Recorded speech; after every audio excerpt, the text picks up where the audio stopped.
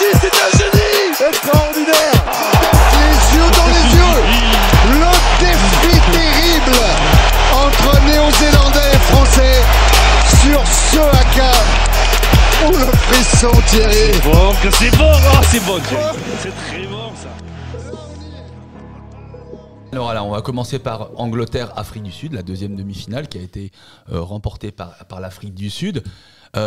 Jérémy, est-ce que c'est un score logique? On a vu qu'il n'y a eu qu'un point d'écart. On a vu une équipe d'Angleterre sortir du diable Vauvert. Ouais, c'est le match où il y a peut-être eu le moins de jeux. On a eu des quarts de finale assez incroyables. Les 4 matchs en quart de finale avaient été fabuleux. Il n'y avait pas un match mieux que l'autre. Et là, on a eu quand même 2 demi-finales assez spéciales avec ce match 15-16, encore un point. Deuxième match arbitré par O'Keefe sur. Alors ça, on en reparlera, mais parce que ça fera les. Ouais, tu lances un peu le sujet. Avec une vraie partie. Tu vois, c'est la bande-annonce pour dire qu'on va parler d'O'Keefe à un moment et qu'il faut rester. Non, mais ce match, effectivement, ils l'ont gagné, je ne sais pas comment, les Sud-Africains, un peu comme à l'image de la France. Sachant que les Anglais n'avaient pas produit beaucoup de jeux, mais ont été assez courageux sur le match. Après, au niveau des coups de pied, ça a été un match de coups de pied. Et à la fin, ils nous ont eu... parce que finalement, c'est la première fois de ma vie que j'étais pour les Anglais. Comme beaucoup de gens au Stade de France, d'ailleurs. Exactement. Le Stade de France était anglais. Ouais. Ce qui n'arrivera jamais plus. Ouais. Alors, c'est formidable. Jérôme, justement, quand on regarde le pitch... 2 équipes qui ont décidé de ne pas jouer, qui ont des situations plutôt avec une dépossession, d'accord ? Et en plus, la pluie qui s'est invitée. Donc, le cocktail devait être, quoi qu'il arrive, un match de tranchée. C'est vrai que c'est typiquement un match qu'on apprécie quand on est aficionado, quand on aime regarder le rugby ou quand on connaît bien de l'intérieur. Mais c'est vrai que pour le spectateur qui est juste amateur ou fan, ça a dû être un peu long. Écoute, l'ambiance était très honnêtement, le match de la veille, je l'ai trouvé, c'était un peu fatigant. Nouvelle-Zélande, Argentine, ça jouait que un énième entraînement. Ouais, voilà, c'était un peu à sens unique, c'était un peu dommage. J'attendais un peu plus de grinta de la part des Argentins. Donc, les Néo-Z, ils déroulent, ils savent où ils veulent aller depuis le début. On en reparlera peut-être à un autre moment. Après, le deuxième match, pour être très honnête, j'ai trouvé que l'ambiance était très sympa. Ouais. Effectivement, ces gens, comme tu dis, Jérémy, les Français qui supportaient l'Angleterre, Monsieur O'Keefe, qui à chaque fois qu'il apparaissait sur les écrans géants se faisait conspuer littéralement. Bon, c'était assez rigolo. Mais en termes, pas surpris du tout par le jeu de l'Angleterre, parce que Steve Borthwick a un type de jeu... Qui est le manager de l'équipe. Ouais, qui est le manager de l'équipe d'Angleterre, pardon. Steve Borthwick, son principe, il a construit toute son équipe et tout son groupe. Si vous vous rappelez le film Le Stratège avec Brad Pitt ? Parfaitement. C'est Money Game. En fait, il joue là-dessus. Il a pris des joueurs qui franchissent le plus. Il a pris des joueurs qui ont le plus de résultats en termes de percées. Il a pris des joueurs qui font le plus de plaquages. En fait, il s'est basé sur des statistiques. Il fait exactement la même chose. Donc, c'est un jeu qui est inintéressant pour moi, au possible. Cependant, je voulais voir l'Afrique du Sud gagner parce que je me suis dit que c'était quand même mieux de se faire battre par celui qui va se retrouver en finale que par les Anglais. Mais à la fois, honnêtement, j'avais mis un billet sur l'Angleterre. Alors, j'ai pas joué, mais on a fait des petits paris avec les confrères. Caroline avait mis un billet sur l'Angleterre aussi. Et moi, j'étais parti sur le fait que l'Angleterre allait l'emporter. Et en plus, sur un match, ils étaient capables. Exactement. Quand en plus, tu sais qu'il y a la pluie, ça va niveler le niveau. Et là, tu dis l'Angleterre peut faire un truc. Ils sont un peu plus habitués à la pluie. Tout à fait. Mais c'est une réelle résurrection pour l'Angleterre. Non, on peut pas dire ça. Ouais. On peut pas dire ça. On a eu un tableau difficile. Eux, ils ont pas eu un tableau difficile. Il n'y a pas eu de grandes envolées. Si on reprend ce que. Enfin, ils ont quand même très mal commencé. Ils pris une tôle contre l'Argentine. Mais non, ils gagnent 27-10. Pardon, excusez-moi, ils gagnent contre l'Argentine, bien entendu. Et moi, j'espérais Ben O'Keefe sort de ce corps, je dis n'importe quoi. Mais si on reprend les résultats de l'Angleterre, parce que je les ai sous les yeux, ils font que 34-10 contre le Japon, ils font 71-0 contre le Chili, mais bon, voilà. Ouais. Et derrière, c'est 18-17 contre les Samoa. Donc on peut pas. Et contre les Fidji, c'est 30-24. Et ils méritent pas de gagner le match contre les Fidji. Les Fidji avaient eu un pied avaient des coups de pied, avaient trouvé, je ne sais pas, un botteur pendant la phase de groupe. Il en a raté. Et là, il a tout raté. Il a tout raté là où il fallait gagner. Et les Anglais passent, on ne sait pas comment. Et derrière, ils font le match incroyable contre la. Bon, nous on apprécie. C'est un peu l'équipe de France à la Coupe du Monde 2011. Exactement. L'équipe de France, si ma Ça mémoire m'a est carrément bonne, fait penser on à est ça. catastrophique en match de poule. On perd contre le Tonga. Voilà, on perd contre le Tonga, on se prend une tôle contre la Nouvelle-Zélande. On gagne le quart de finale contre l'Angleterre, justement, où là on fait une première mi-temps notamment étincelante, ok. Et ensuite. Mais ce qui est sûr, Mickaël, c'est que l'équipe d'Angleterre, elle a du talent, elle a des joueurs de qualité. Bien Tu as sûr. quand même 13 ou 14 joueurs qui étaient présents lors de la dernière finale en 2019. Tu as du mal à comprendre comment cette équipe qui était finaliste en 2019 soit devenue aussi mauvaise. Ils ont pris 50 grains par les Français à Twiki. Aujourd'hui, ils sont en demi-finale.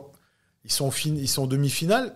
Je vais dire que c'est un peu logique. C'est tirage au sort. Avec le tirage au sort qui était facile. Mais tu vois, pour revenir à ce que tu disais sur les quarts finales tout à l'heure, si on met les grosses équipes, la Nouvelle-Zélande, l'Irlande, l'Afrique du Sud et la France dans les autres quarts finales, on aurait eu des superbes demi-finales, Bien sûr. mais on aurait eu des quarts finales complètement bien sûr. C'est probable. déséquilibrés. Parce que là, on a eu des superbes quarts finales, mais par contre, on n'a pas eu des belles demi-finales, malheureusement. Parce que les Néo-Z, ils se baladent, quoi. Les Alors- Néo-Z se baladent. L'Afrique du Sud fait son match. Ils préfèrent jouer contre des équipes qui font du jeu. Donc Mephisto en finale, parce que les Néo-Z, eux, ils aiment faire du jeu. Exactement. Donc ça va être, la c'est même vraiment configuration l'opposition. contre la Exactement. France.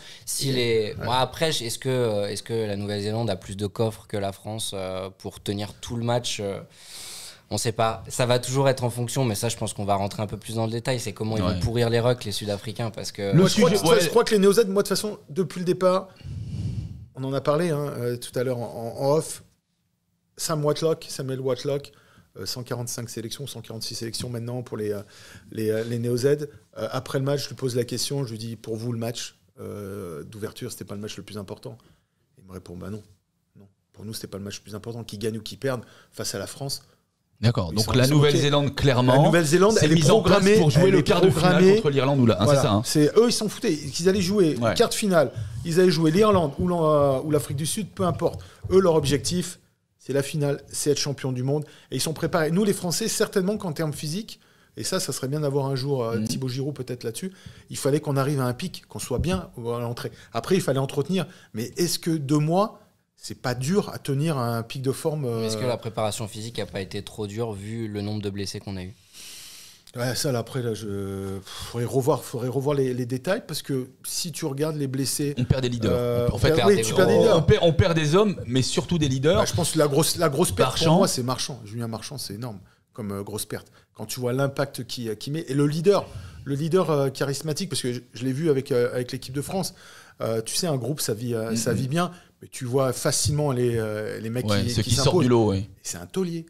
C'est un vrai taulier. C'est un peu à l'ancienne, avec Cyril Bail. C'est les premières lignes qui font un petit peu le jeu. Mais c'est un vrai taulier. Et quand tu vois sa blessure, tu vois, c'est une hyper-extension. Il se déchire l'ischio-jambier. Ça peut arriver. C'est pas une question de préparation. C'est pas une question de prépa. La blessure de Dupont, c'est un choc. Est-ce que je sais pas, parce qu'ils étaient quand même bien préparés, les Français. Ils sont. C'est marrant. Hein, c'est des beaux athlètes. Honnêtement, c'est des marrant. beaux On a athlètes, 2 demi-finales avec 4 équipes étrangères, mais on revient systématiquement à l'équipe de France. On n'a pas digéré. En fait. Est-ce que tu as digéré, Jérémy? Tout à l'heure, tu nous disais que non. Non, on n'a pas digéré. On a rêvé avec cette équipe, l'encadrement qui nous a fait rêver. Moi, j'étais au Japon quand Galtier, Labitte et compagnie ont repris l'équipe de France un petit peu sous la fin du mandat de Brunel. Et on sentait qu'il y avait quelque chose. On sentait qu'il y avait une synergie.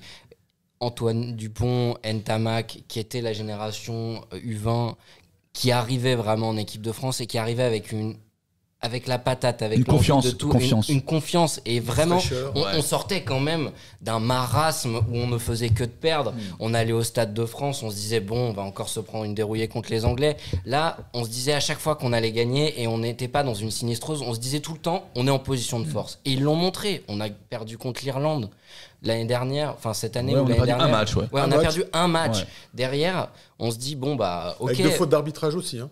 Oui. Les 2 premiers essais irlandais. Pourquoi aussi, Jérôme?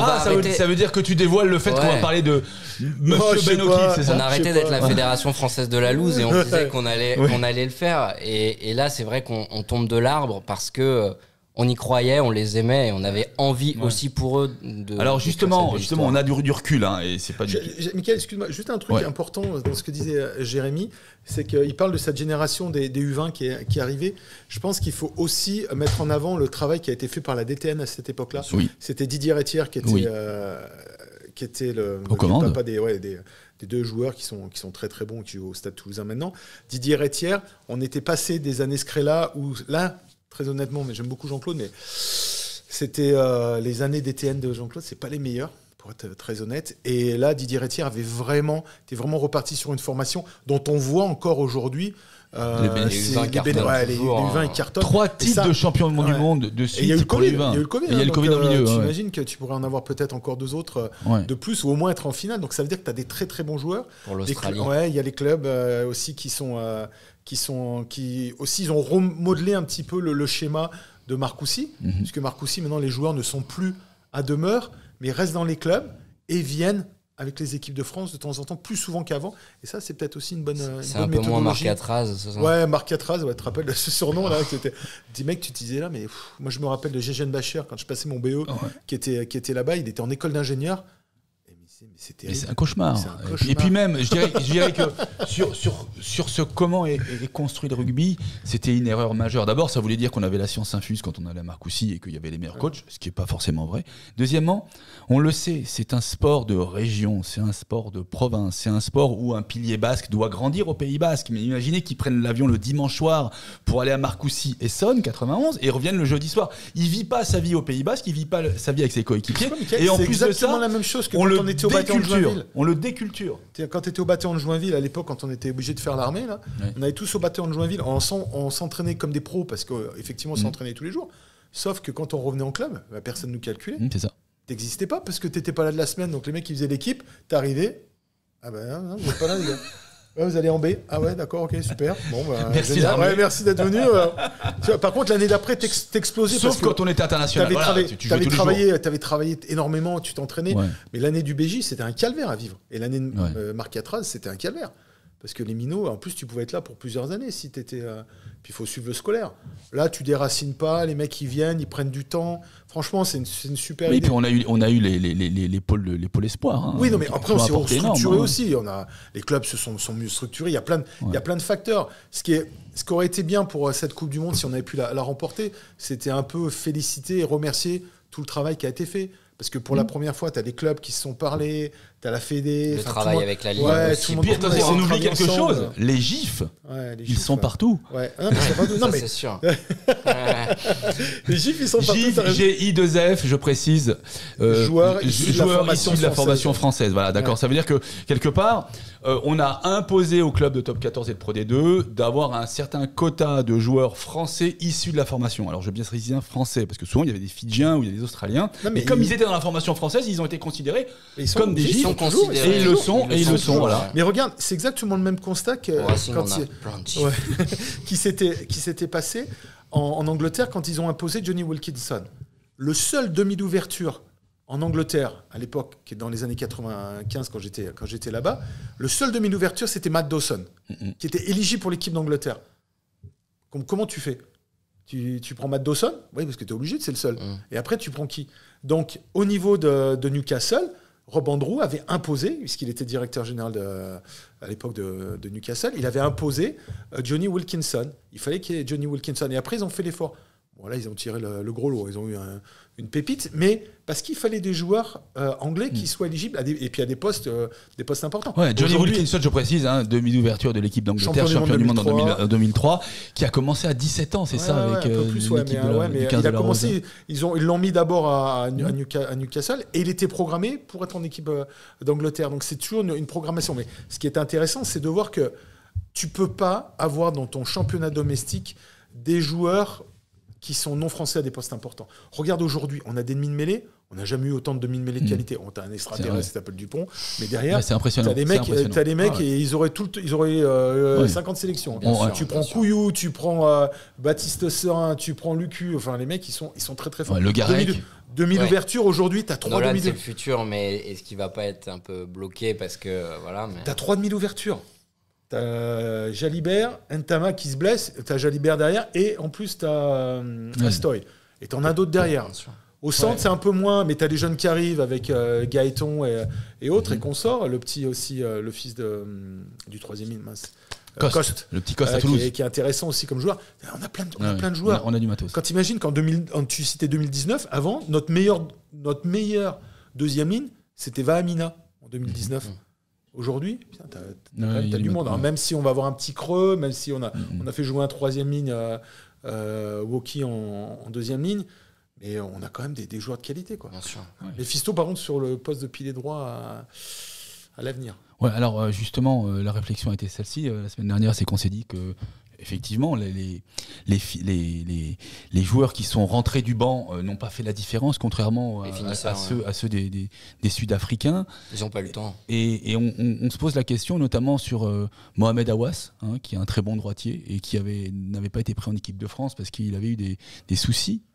Sur le plan judiciaire, mais comportement après là c'est pas. Ouais, moi je pose la question. Pour moi la question se pose pas. Est-ce que c'est quelqu'un à qui on peut tendre le bras, tendre la main plutôt pour la prochaine édition? Laissons la justice faire et après la rédemption viendra, mais je pense que là actuellement faut pas.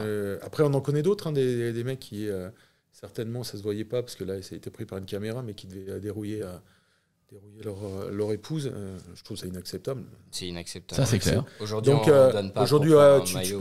tu peux pas. C'est la représentation internationale. À moins je sais pas, qu'ils fassent des travaux d'intérêt généraux, qu'ils fassent plein de choses et puis qu'il y ait vraiment un changement. Mais pour moi, la question ne se pose pas. D'accord. On peut croire à une génération spontanée, notamment pilier droit. Est-ce que c'est certainement le poste où c'est moins spontané possible. C'est ça. Parce que il faut des mecs. Déjà, le rugby, c'est pas un sport à maturation rapide comme la gymnastique ou le tennis. Ouais. Mais alors en pilier droit, mais souvent, peut-être que la Kayat va faire la main. Peut-être qu'on aura des joueurs qui vont s'affirmer. Il y a Demba Bamba aussi qui est là depuis longtemps. Ce que je pense, c'est le petit Posolo Twilagi. Qui joue seconde ligne à Perpignan. Qui a 19 ans, qui a le morphotype d'Antonio. Alors là, c'est un pari. Il faut savoir que le petit Tulagi, il mesure 1,95 pour 135 kg. Il joue seconde ligne à Perpignan, n'est-ce pas? C'est un gaz de fou. Et l'idée serait, parce que c'est vrai qu'on a l'habitude maintenant de fonctionner avec des piliers droits à fort tonnage. C'est Winnie Antonio, c'est 1,96, 145 kg. Ouais. Donc il a à peu près le morphotype. Je te rejoins, Jérôme, là-dessus. C'est vrai que après, c'est la question. Après, jouer pilier, c'est pas la même histoire. Ouais. Moi, j'ai pas joué devant, mais.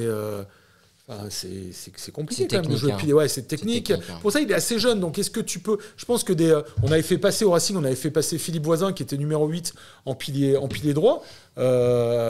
C'était pas simple. Il a couiné quand même pas mal de temps. Surtout aussi. Alors, moi, je suis une ficelle, donc je vais pas parler de première ligne, mais effectivement. Les arbitres regardent vraiment toutes les fautes en première ligne, les bras cassés, le fait de tenir ou pas sur la poussée. Enfin, il y a beaucoup de choses. Donc, c'est très, très technique. Et les spectateurs le voient rarement parce que, effectivement, la mêlée, c'est très compliqué de savoir les fautes devant, etc. Si c'est effectivement un bras cassé ou autre chose. Et effectivement, là, je laisse les experts un peu plus. Non, mais t'as complètement raison. Après, là, je pense que là-dessus, c'est que des spécialistes sur la première ligne qui vont pouvoir répondre. Il y a peut-être des jeunes qui sont en maturation, c'est des postes où Antonio, il est quand même passé par la Pro D2, il est arrivé sur le tard. Oui. Donc, est-ce qu'on n'a pas des joueurs qui vont... Mais là, tu as la Clayette qui est vraiment... qui vient au Racing, d'ailleurs. Qui vient signer au Racing, c'est ça, qui vient de Jonas. La Clayette. Oui. Donc là, on va voir... Par contre, c'est super intéressant pour le Racing. Ils ont récupéré Stuart Lancaster. Oui. Stuart Lancaster, c'est un vrai monsieur de l'entraînement et c'est un vrai formateur de Stuart Lancaster qui était l'entraîneur de l'équipe d'Angleterre en 2015 lorsque l'Angleterre organisait la compétition sur son sol et qu'elle a été sortie en phase de poule. Donc ça a été un échec majeur pour l'Angleterre, pas simplement pour Lancaster, mais il se trouve juste que Lancaster il est parti après, c'est lui qui a donné Sadem, mais il est quand même champion, il a fait énormément de boulot avec le Leinster. Je peux te dire qu'au niveau des jeunes, c'est en plus, ce qui est intéressant, c'est qu'en plus d'être un très bon entraîneur, c'est aussi un homme qui a l'œil du maquignon. C'est lui qui a amené regardé sous un sabot. Il s'occupait de l'équipe d'Angleterre, ce qu'on appelait B. C'est les Knights, je crois que ça s'appelle. Parce que nous, en équipe de France, on appelait l'équipe de France A', B, A. Enfin, c'était un nom comme ça. C'était l'équipe 2. Et c'est lui qui a fait rentrer tous ces jeunes joueurs qui après ont amené énormément à cette équipe d'Angleterre. Donc, J'ai hâte de voir au Racing. Ouais, moi, franchement, en plus, c'est vrai qu'il ne faut pas forcément regarder la vitrine comme l'équipe d'Angleterre. Si tu le dis, moi, c'est vrai que pour le coup, Lancaster, je le connais pas bien et j'avais juste vu les déboires. Ah ouais, t'avais juste cette image. J'avais que cette image-là. Après, je me dis que si Laurent Travers et Jackie Lorenzetti ont décidé de lui faire confiance, c'est pour de bonnes raisons et que comme le Racing est quand même un club qui fait de la formation et beaucoup de formation. Donc s'ils le prennent, c'est que peut-être il a cet œil-là. Je pense qu'il a. Je sais pas qui c'est qui les a conseillés sur le sujet, mais quand j'ai vu ça, parce que je fais partie de l'association des anciens du Racing. Quand t'es vieux, c'est ça. Si elle est blanche. Ouais, si elle est blanche, je fais partie des membres fondateurs. Quand on a parlé de ça, moi j'ai trouvé que c'était une super idée parce que c'est vraiment très très. Ouais. Et il a changé plein de choses déjà. Non, le Racing. C'est pour le long terme. On a vu le Racing dans son fonctionnement sportif ne change que très peu d'entraîneurs. On peut en parler tout le temps, mais d'ailleurs très très. J'ai vu ça. Moi un peu moins. Le Racing, autant ont-ils changé beaucoup de directeurs généraux, autant ont-ils été assez stables d'un point de vue de l'encadrement sportif. Bien sûr. Parce que Toto Travers. Je pense qu'ils ont été trop stables. Si tu veux ça. C'est autre chose. C'est autre chose. C'est une discussion. Après, c'est de la critique pour personne. Mais des fois, on dit souvent que les discours s'érodent un petit peu. Alors tu vas me dire, ah oui, mais regarde, Guy Novès, il est resté pendant des années. Ouais, sauf que Guy Novès, il faisait tourner aussi son encadrement en dessous de lui. Parce qu'il amenait de la fraîcheur. Et c'est ce qui va se passer en équipe de France aussi. Fabien, on espère qu'il va rester. Normalement, il va rester. Y a pas de... Mais il va amener de la fraîcheur parce que c'est important aussi pour les joueurs. Ils vont avoir un autre discours. Laurent Labitte et Karim Ghezal ont fait un super boulot. On parlait du préparateur physique aussi. D'ailleurs, ils partent au Stade Thibaut Giroud. Ils partent au Stade français. Deux joueurs qui ont porté le maillot du Racing aussi. Tu vois, mais c'est intéressant parce que il faut que ça change. Tu gardes une ossature, mais au milieu de l'ossature, tu sais, comme dans les équipes de Formule 1 ou dans les équipes de moto, tu changes d'ingénieur ou tu reviens avec ton ancien ingénieur. Il y a des choses qui vont arriver. Ça va être maintenir la même dynamique en mettant du renouveau. Ouais, c'est ça. Voilà. Mais c'est du management. Aujourd'hui, on le voit, et merci de parler de management. On le voit, alors peut-être un peu moins pour les All Blacks parce qu'on s'en est pas vraiment rendu compte, mais ils gardent ça assez jalousement, mais c'est très très très bien joué. Ils ont fait rentrer Joe Smith, Ian Foster, on en parlait tout à l'heure, il est en perdition. Ian Foster, tout le monde lui tape dessus. On fait rentrer Joe Smith. Plus personne. Précisons Joe Smith, d'abord, c'est un titre avec Clermont. En tant qu'entraîneur, et ensuite c'est deux voire 3 titres avec le Leinster en Irlande. Leinster, c'est ça, en Irlande. Donc c'est un grand monsieur. Ceux qui gagnent tout le temps, quoi.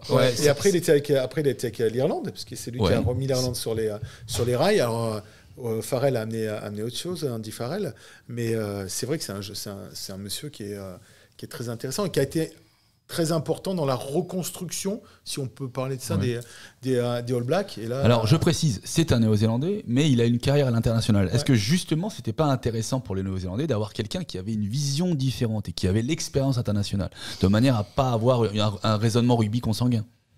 C'est vrai qu'ils ont toujours fonctionné en vase clos et qu'effectivement, tous les grands joueurs partent à la fin de leur carrière faire comme Dan Carter, qui est... à part la pige qu'il a fait à Perpignan, mais effectivement sur le Racing, etc. Why not? Après, ils sont tellement forts, les Néo-Zélandais, qu'ils n'ont pas besoin de nous pour leur donner des conseils. C'est pas besoin de nous, mais quelqu'un qui a une expérience à l'international. On l'a vu, Dan Carter, ce qui le retient aussi beaucoup, c'est un peu les à côté du rugby. C'est la façon de s'intégrer dans un pays, de voir comment le rugby a un rôle différent en France qu'en Nouvelle-Zélande, par exemple. Voir comment on le pratique. Je suis pro pour ça. Moi, je suis pro pour prendre des idées qui viennent de toi qui as voyagé très, très tôt, d'ailleurs, tu es parti très vite en Angleterre. Mais en fait, l'idée, c'est surtout de se dire qu'il y a des bonnes choses à prendre partout. Bien sûr, toujours. Plein de choses. C'est l'exemple des Japonais qui font venir tout le monde pour progresser. Bien sûr, j'ai cru comprendre quand même que l'entraîneur de la défense de l'équipe de France était un Gallois. Il n'est pas gallois, Sean Edwards. Il est né à Wigan, il est anglais. Mais il a fait toutes ses armes. C'est un ancien joueur de rugby à 13, très très bon joueur. Rugby à 13, il était capitaine de la grande équipe de Wigan, où Andy Farrell d'ailleurs jouait dans les années 90.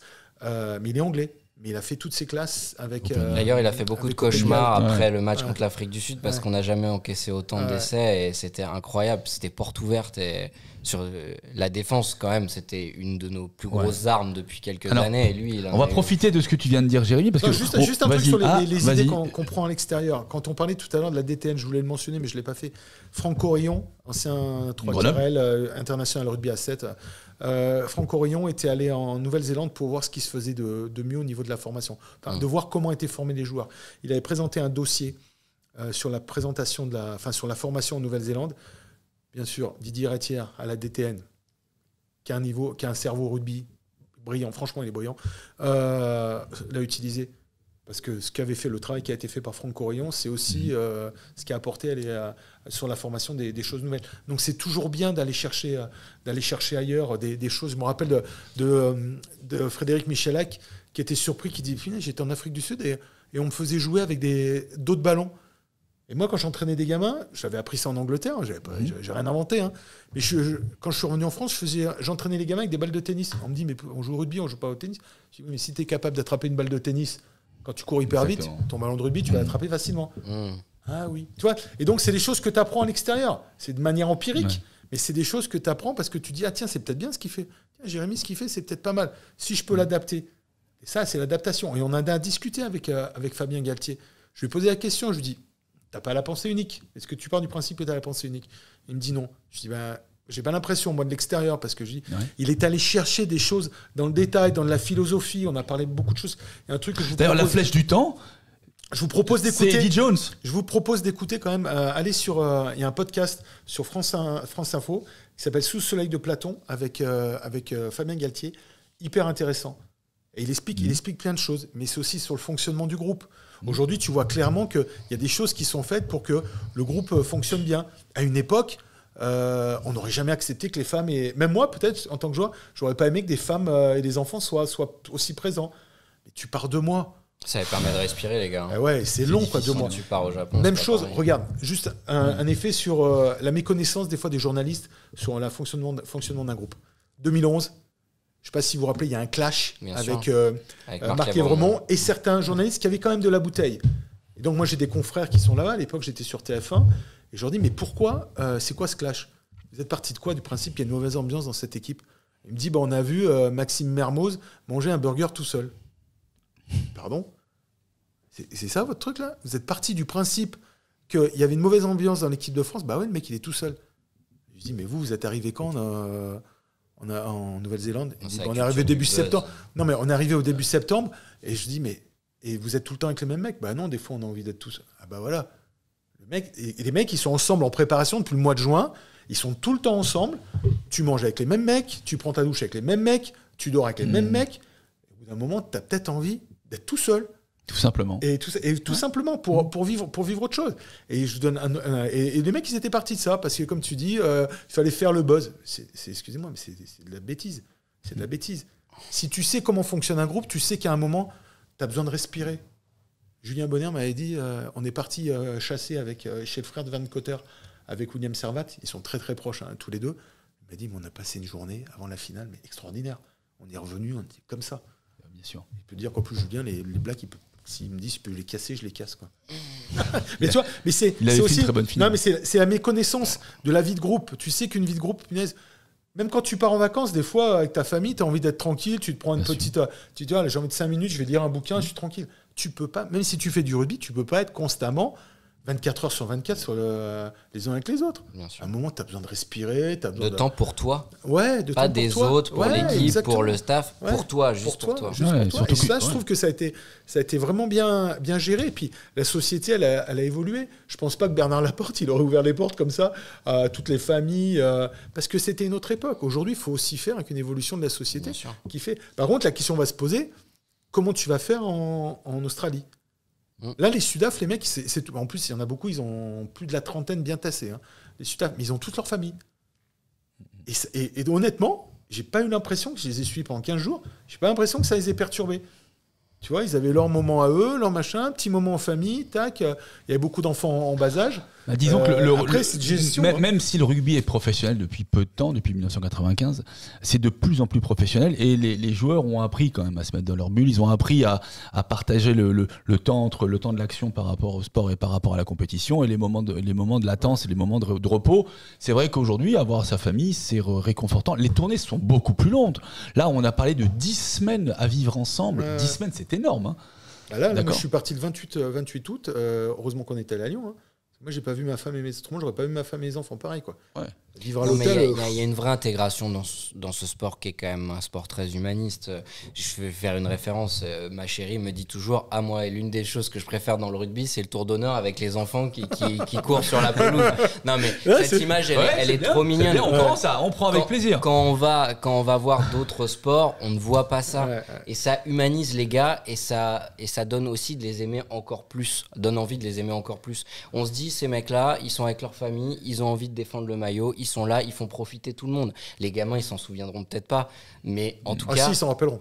je sais pas, quand t'as 3-4 ans, si les souvenirs qui te restent, sûrement peut-être qu'un Stade de France Alors, plein. Tu te etc. rappelles être allé voir, moi je me rappelle être allé voir mon père quand il jouait, mais tu sais, sur ce que tu dis, c'est hyper intéressant. J'ai un confrère, un ancien d'Eurosport qui est italien, et qui me dit, mais il me dit tout ce que j'entendais, les clichés sur le rugby, il me dit, c'est vrai en fait. Il me dit que l'ambiance, elle n'est pas pareille, que tu vas au stade, que les gens sont contents, qu'ils se mélangent, qu'ils sont les uns avec les autres. C'est juste Il me dit vrai. la dernière fois que j'avais entendu l'hymne italien dans un stade, au Stade de France, il s'était fait conspuer l'hymne italien. Et il me dit là, en football, hein. Ah C'était oui, pas en oui, rugby, mais c'était c'est pas en rugby. juste Non, ça. c'est en football, pardon, Ouais. excuse-moi. C'était, et il me dit là, à la fin, à Lyon, les gens, ils tapaient dans les mains, c'était rythmé. Le seul- les mecs, ils font le tour du La stade. seule personne qui se fait huer au Stade de France, c'est Ben O'Keefe.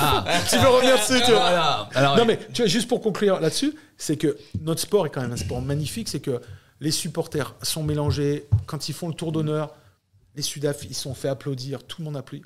Enfin, wow, c'est la classe quand même. Non, mais c'est toujours le même principe que même en amateur, on perd, on gagne, on se fait prendre une torgnole, etc. On fait une aide d'honneur pour l'adversaire, on est là.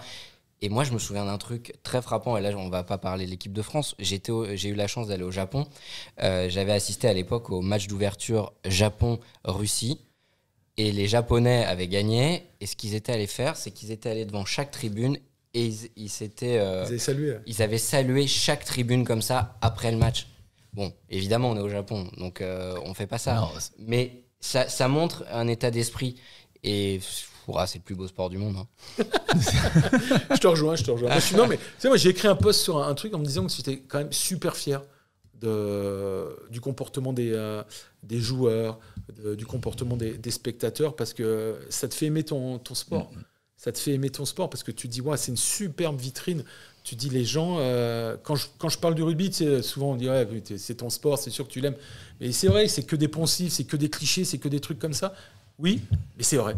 Bah oui, Mais c'est vrai, c'est que tu peux t'en mettre plein la courge pendant 80 minutes et tu respectes ton adversaire. Et à la fin, je ne sais pas si vous avez vu Angleterre, j'allais dire France-Angleterre. Angleterre, Afrique du Sud, t'as l'euro qui disjoncte, il part et puis il se met comme ça un peu à narguer les Anglais et tout ça, et il s'accroche avec Owen Farrell, qui a un caractère un peu bouillonnant aussi. Puis à la fin, tu as d'autres images, hein, je les vois de loin, et ils se serrent la main, ils font une accolade, quoi. Voilà, c'est qu'à un moment tu disjonctes et puis à un moment tu reviens à la réalité. Voilà, c'est du sport, c'est que du sport. Même si ça fait mal, c'est bien parce que tu respectes ton adversaire. Et ce que j'ai trouvé aussi intéressant dans les résultats, c'est que moi, on m'a toujours appris que si tu dois mettre 80 points à une équipe, il faut que tu les mettes. Le respect de l'adversaire, c'est lui mettre ce qu'il doit prendre. Et ce que tu dois prendre des fois, pas forcément, ça m'est jamais arrivé, mais heureusement. Mais j'ai toujours joué dans des bons clubs pour ça. Mais non, mais c'est ça. Et j'ai trouvé que il y avait peu de matchs où tu voyais qu'il y avait un manque de respect de l'adversaire. Il n'y avait pas de manque de respect, mais au début, tu démarres un petit peu doucement, puis après, quand il faut mettre les points, tu mets les points, parce que c'est ça, c'est respecter l'adversaire. Et t'apprends. Et les équipes adverses, elles apprennent. Et je suis très content. Petite aparté, juste, Patrice Lagisquet a quitté le Portugal. C'est Sébastien Bertrand qui reprend, l'ancien arrière de Clermont, qui est un super formateur. Et je lui souhaite plein de bonnes choses à Seb parce que c'est un super mec. Et il va apporter aussi énormément. Patrice avait fait un super job avec le Portugal, mais Seb, il va apporter. Il y a quelques semaines, le Portugal, ça avait été notre coup de cœur sur ce plateau. On s'était régalé à les voir jouer, on s'était régalé à les voir agir. Même en dehors du stade, je trouve que ces joueurs qui sont parfois des joueurs de Pro D2, il y en a quelques-uns en top 14, mais la plupart jouent en France, donc ils jouaient un peu à la maison. On a adoré aussi le public portugais. portugais qui a été extraordinaire. On n'a pas l'habitude de voir un public portugais au rugby. En général, le sport, c'est le football. Hein. Et tu sais ce que tu vois aussi il y a le championnat Rugby Europe qui fait un championnat intéressant des clubs et l'ossature principale de l'équipe portugaise vient du club des Lusitanos au Portugal. Qui fait et il joue très bien. Ils jouent un beau rugby et ça c'était la patte de Patrice, c'est clair. C'est surtout ça. Voilà. Ça joue bien, beau. Ça joue bien au ballon. Ils prennent des risques. Ce sont des très bons joueurs à 7, les Portugais. Donc forcément, tu as des joueurs avec des pattes, des joueurs avec de la qualité. Ils avaient failli se qualifier. Heureusement qu'ils se sont qualifiés parce que je pense que là, eux, ça va leur donner un vrai coup de pouce. Ils ont un beau tournoi à 7 aussi à Lisbonne qui est hyper intéressant. Ça amenait beaucoup de fraîcheur. Ouais, c'est une nouvelle nation. On attend aussi l'Espagne. On en avait parlé la fois dernière. Ça fait la deuxième fois que pour la petite anecdote, la Coupe du Monde 2007, la Nouvelle-Zélande avait battu le Portugal par plus de 100 points. C'était à Gerland à l'époque. Et à la fin du match, les personnes le savent, parce qu'on avait eu, à l'époque j'étais à TF1 aussi là, et on avait récupéré les images, j'avais laissé tourner les caméras, ils avaient fait un match de foot. Les All Blacks contre les Portugais, je me demande qui c'est qui a gagné. Ah, c'est génial. C'est les Portugais qui a gagné. Oui.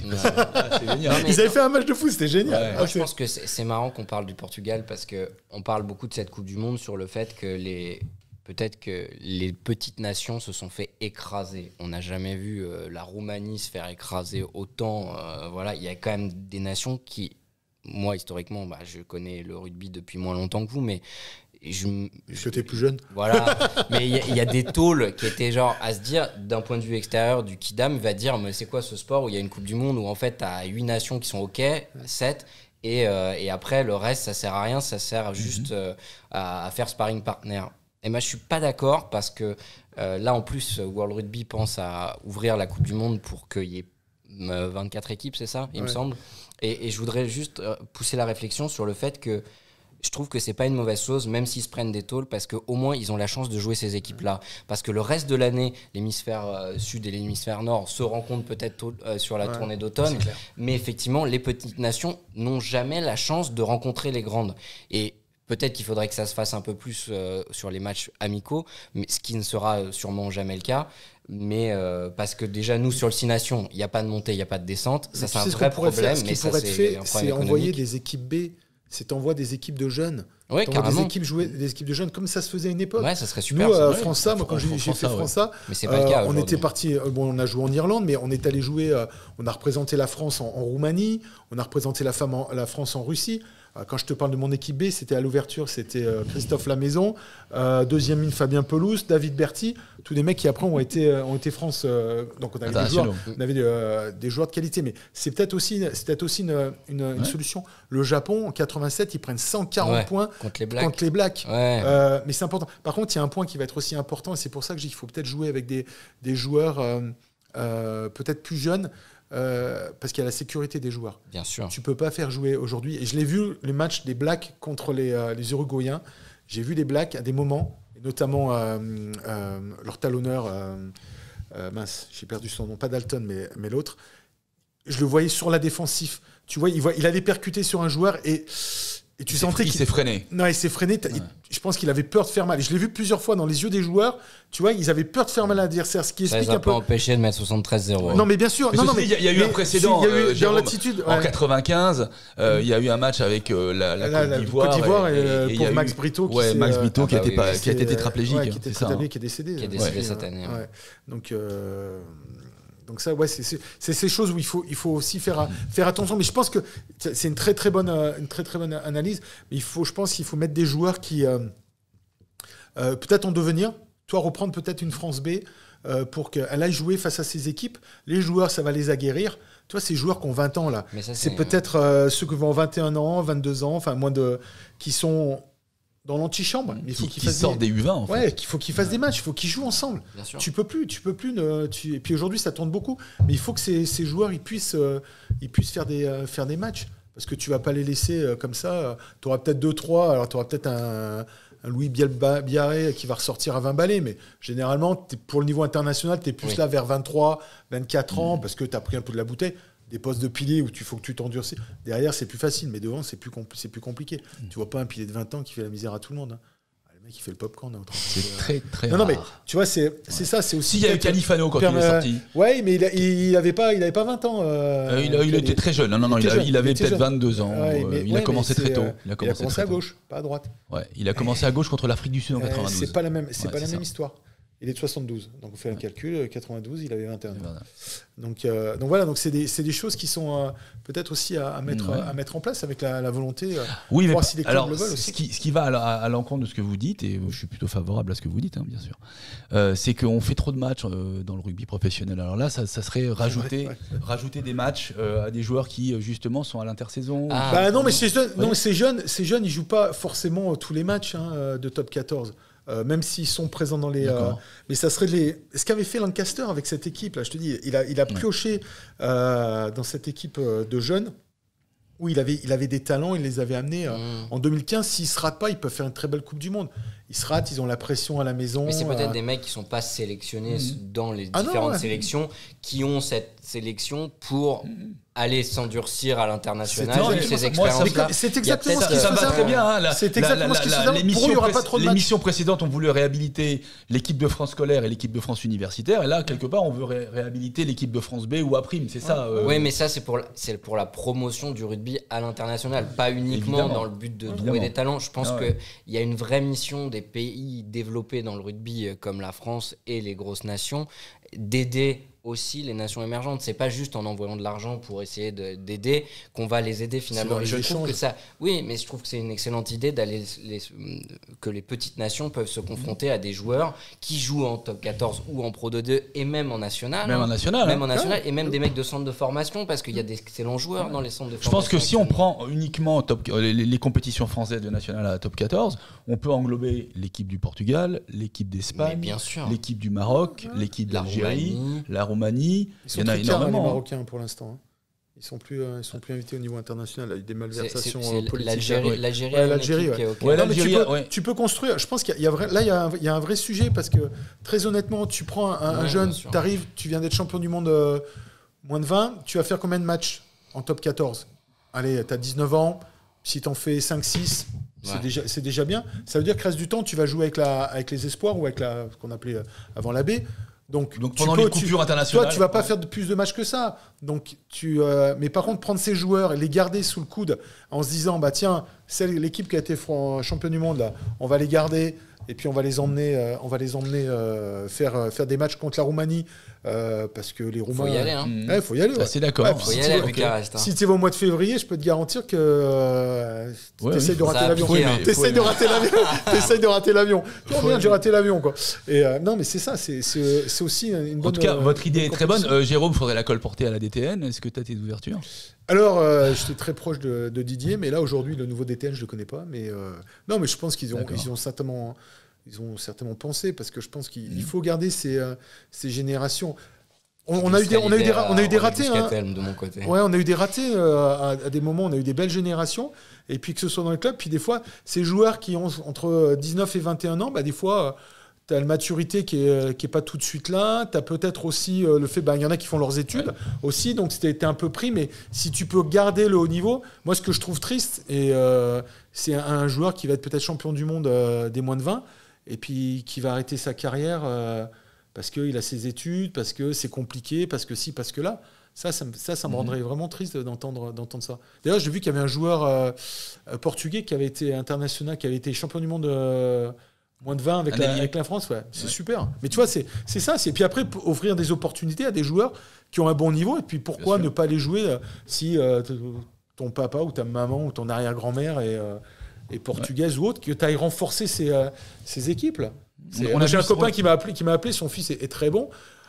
Il a un passeport indien, il a un passeport britannique, il a un passeport écossais. Et il me dit, tu te rappelles que Jack, il peut jouer pour le Portugal aussi ? J'ai fait, ouais. Il me dit, on va peut-être y réfléchir. C'est pas mal, ça. Et c'est pas mal. C'est des choses qui peuvent se faire aussi. Si tu es un bon... Plutôt que tu restes dans une nation où tu vas pas beaucoup jouer, où les places sont chères. Il y avait le cas de deux frères, je me souviens plus dans quel championnat français ils jouaient. Je crois que c'était dans le championnat fédéral à l'époque où il n'y avait pas la nationale encore. Et ils sont partis au Brésil et ils se sont fait naturaliser au Brésil parce qu'ils avaient de la famille aussi au Brésil et ils sont devenus internationaux brésiliens. 2 joueurs français comme ça. Nous, on le fait bien avec certains NZ ou Afrique du Sud pour Willem Zee qui jouent en France. Et après, il y a aussi une autre chose, hein, c'est qu'on est toujours dans un principe, en rugby, on ne joue pas pour un pays, on joue pour une fédération. Ouais. C'est-à-dire que si tu joues plus de 3 ans dans cette fédération, très important. tu peux être, t'es pas obligé d'avoir un passeport. L'idée, c'est aussi de développer le vivier local. C'est pas non plus de faire que de l'exportation, quoi. Là, c'est ce qui s'était passé un petit peu avec l'équipe d'Algérie. Là, ils avaient pris beaucoup de joueurs qui étaient en France et qui avaient des relations plus ou moins lointaines avec l'équipe d'Algérie. Mais si on le fait assez tôt, je pense que tu peux permettre à ces équipes d'augmenter leur niveau, pas les faire sur un coup, comme sur le tournoi de qualification de la zone Afrique, où tu vas chercher Mathieu Lauré. Mathieu, je crois qu'il ne savait même pas qu'il avait une relation avec l'Algérie. Enfin bon, c'est des choses comme ça. Tu vas chercher des joueurs, mais tu n'arrives pas à faire une équipe. Par contre, si tu les fais monter en niveau, ça va être intéressant. C'est une belle et ça va tirer les autres vers le haut. Et oui, et puis surtout, c'est que comme ça a été le cas avec le Japon. Ouais. Aujourd'hui, le Japon. Alors, le Japon, ça a toujours été une nation de rugby. Hein. Ouais, non, mais le Japon. Mais qui prenait des tôles et aujourd'hui, elle en prend beaucoup moins. Je pense. Un truc en 95, on fait une tournée au Japon avec Oxford. Moi, j'avais été surpris. Je pensais pas que c'est un sport universitaire, donc il y a beaucoup de jeunes. 14 000 personnes pour un match universitaire. Tu fais Paul Sabatier contre. Il n'y a personne. Contre la Sorbonne, il n'y a personne. En France. C'est un vrai pays de rugby. C'est un vrai pays de rugby. D'ailleurs, les clubs sont souvent des conglomérats industriels. Ah, mais c'est que ça, c'est que du corporate. Et d'ailleurs, je trouve que le système du rugby japonais est très bon, et en tout cas, il est très cohérent, et ça permet aux joueurs d'être incorporés ici, chez Mitsubishi, là, chez Kubota. Et tu sais, Toyota aussi. Nous, il y a beaucoup de joueurs, nous, après Oxford, tu as beaucoup de joueurs qui partaient faire leurs premières armes professionnelles au Japon, parce qu'ils étaient recrutés. Et ils bossaient. Donc, ils bossaient chez Mitsu, ou ils bossaient dans d'autres trucs. Et en même temps, ou chez Kobe Steel, parce que Kobe, à l'époque, c'était la grosse équipe, ils venaient chercher des jeunes joueurs qui étaient des fois des internationaux. Il y a 2 franchises japonaises dans le Super Rugby, non? C'est ça? Je me souviens là, je suis passé. Je crois qu'il y a des franchises qui ont été intégrées au Super Rugby, ce qui montre bien que le niveau. Quand tu vois Krill, il joue au Japon, le centre sud-africain, De Allende, je crois aussi. Il y en a beaucoup maintenant qui partent. Parce qu'en plus, comme tu es payé par des entreprises, déjà en termes d'économie, ils sont payés par les entreprises. Tu ne vas pas chercher des sponsors à l'étranger. Ils font de la pub, ça fait de la communication en interne. C'est aussi pas ce que fait Michelin.